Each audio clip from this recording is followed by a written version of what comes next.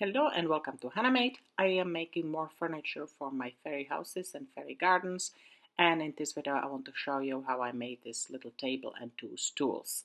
So they can be used as you wish, they can be as tall as you want, it can be just two stools and one table or the set. So first I prepare the pieces. Yes, those were my hands showing you don't cut your fingers away. So I did use electric saw that I have already set up in my garage, and for materials I had two different sizes of dowels. By the way, you can use anything, any kind of wood that you have. I like the round shape, and you can use even like the handle from shovels or rakes or whatever you have. And I got different length, maybe 1 inch for the table and shorter ones for the stools. By the way, when I do something, I usually do it in bulk, so that's why you see me cutting more stuff. So once I cut them, I sanded down the edges a little bit because they were frayed. And then I moved to my other setup workbench, and I used shower curtain hooks that had those beautiful daisies.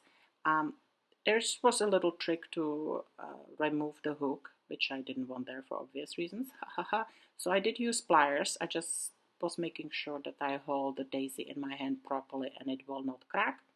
And then I glue them to the wood. So that's how easy it is. I held it down a little bit. By the way, I do use glue gun because I found it super easy. It dries really fast, however it stinks, and I do use it outside. It was just kind of by chance that I found these hooks in the thrift store, and I just kind of wanted to share the idea with you. Keep your eyes open for different shapes because you can buy them for quite cheap too. I think they are maybe 10, 12, and I think I paid $1 or $2 for all of them. So it's very good price for what I'm making, and I do love reusing items as well as being frugal and saving money. So this is different trick. Instead of using dowels, you can actually use cork, which is much easier, and hoarding it, meaning collecting it, is fun because you have to finish what you are drinking, right?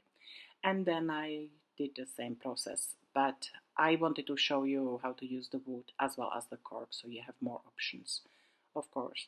By the way, if you don't have fancy daisies like I do, you can use anything else, from pebbles to acorn tops, beads. I guess there's different flat beads. Buttons will be great too. Once you kind of get into that fairy garden or fairy house making, you will find tons and tons of different opportunities. So I wanted to show you that style, and then when I was making more, I realized that I can actually rip the hook away without using pliers. I'm strong, I have pretty strong hands, so that's possible as well.